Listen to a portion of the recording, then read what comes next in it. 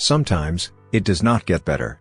Less than 24 hours after Kevin Spacey announced to the world that he is a gay man in an attempt to deflect from underage sexual assault allegations, Netflix has announced that they are canceling his show House of Cards after its 6th season, which is currently in production. This news comes after Spacey made the decision to come out of the closet on a statement apologizing to actor Anthony Rapp, who said in an interview that the actor attempted to sexually assault him in 1986, an incident Spacey says he does not remember. Rapp was 14 at the time while Spacey was 26. Media Rights Capital, who produces House of Cards, and Netflix released a joint statement on Monday saying they are deeply troubled by last night's news concerning Kevin Spacey, who as previously scheduled is not currently working on set. In response to last night's revelations, executives from both of our companies arrived in Baltimore this afternoon to meet with our cast and crew to ensure that they continue to feel safe and supported, said the two companies. The show's creator Beau Willimon also weighed in, saying, "Anthony Rapp's story is deeply troubling. During the time I worked with Kevin Spacey on House of Cards, I neither witnessed nor was aware of any inappropriate behavior on set or off." He went on to state, "That said, I take reports of such behavior seriously and this is no exception. I feel for Mr. Rapp and I support his courage."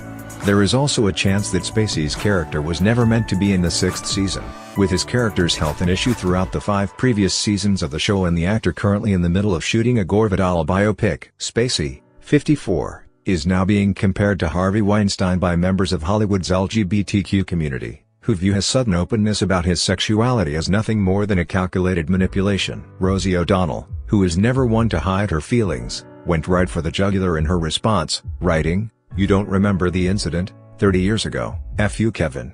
Like Harvey we all knew about you, I hope more men come forward." When someone asked O'Donnell does she know of any more Hollywood predators like Spacey and Weinstein, she responded, "Of creepy men in Hollywood. White guys in positions of power? There are too many." She later clarified her claim that everyone knew as well, stating, "No one knew it was kids except for the ones he abused. Most abusers have many victims." Wanda Sykes tweeted, "No. You do not get to choose to hide under the rainbow. Kick rocks."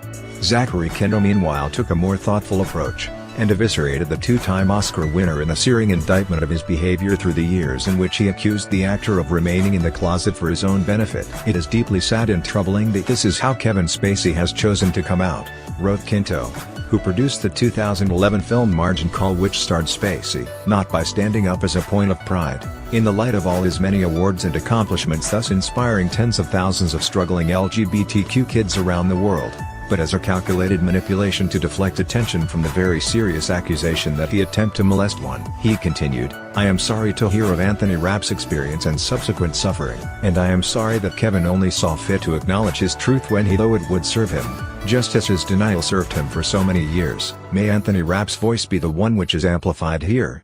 Victims' voices are the ones that deserve to be heard." Star Trek star George Takei also went after Spacey's statement, and his conflating of this alleged assault and his sexuality. "When power is used in a non-consensual situation, it is a wrong," said Takei. For Anthony Rapp, he has had to live with the memory of this experience of decades ago. For Kevin Spacey, who claims not to remember the incident, he was the older, dominant one who had his way. He then explained, "Men who improperly harass or assault do not do so because they are gay or straight, that is a deflection. They do so because they have the power, and they chose to abuse it." The incident that spurred this all allegedly took place at Spacey's apartment in 1986 when the actor invited Rapp to a party while they were both appearing on Broadway. In an interview with BuzzFeed, Rapp said that he found himself alone in the apartment at the end of the night and that Spacey then began to make his move. "He picked me up like a groom picks up the bride over the threshold. But I don't, squirm away initially, because I'm like, what's going on?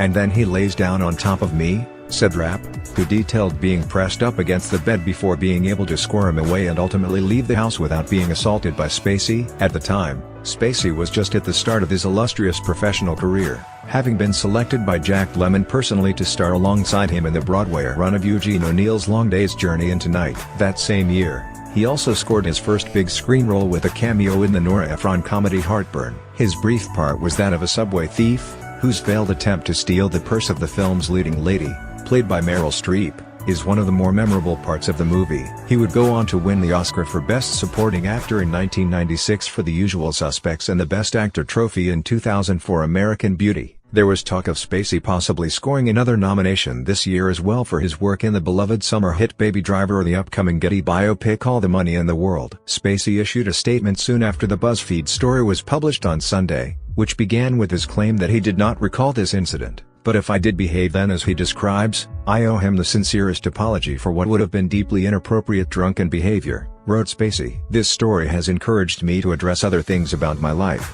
I know that there are other stories out there about me and that some have been fueled by the fact that I have been so protective of my privacy." He then went on to state, "I now choose to live as a gay man."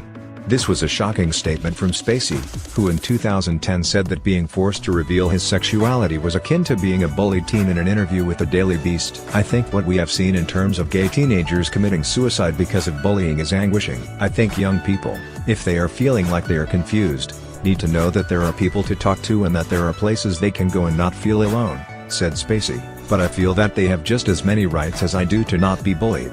And I don't understand people who say, well, this is a terrible thing that is happening to this young person whose life is being exposed, and then turn around and do it to another person. People have different reasons for the way they live their lives. You cannot put everyone's reasons in the same box." He then closed out his response by stating, "It's just a line I've never crossed and never will." That move caused a fast and furious backlash, with writer and actor Billy Eichner one of the first to respond, writing, "That Kevin Spacey statement, nope. Absolutely not. Nope." He then tried to find a small bit of humor in the situation, by adding, "Kevin Spacey has just invented something that has never existed before, a bad time to come out." That move then caused Eichner a bit of guilt, leading him to tweet, "But honestly I hesitate to make jokes because the Spacey statement is truly disgusting, irresponsible and dangerous." Okay, good night. Saturday Night Live writer Paul Appel wrote, "I just had a morning meeting with my fellow gays and we cannot accept your application, Mr. Spacey. Please move along, bish." Others, like Modern Family star Jesse Tyler Ferguson, showed their love for Rapp rather than go after Spacey. "Anthony Rapp, you have always been one of my role models amongst the LGBTQ community. I am proud to know you. So much love for you," wrote Ferguson on Twitter. Rapp meanwhile said after the publication of his story, "I came forward with my story, standing on the shoulders of the many courageous women and men who have been speaking out to shine a light and hopefully make a difference, as they have done for me. Everything I wanted to say about my experiences in that article, and I have no further comment about it at this time."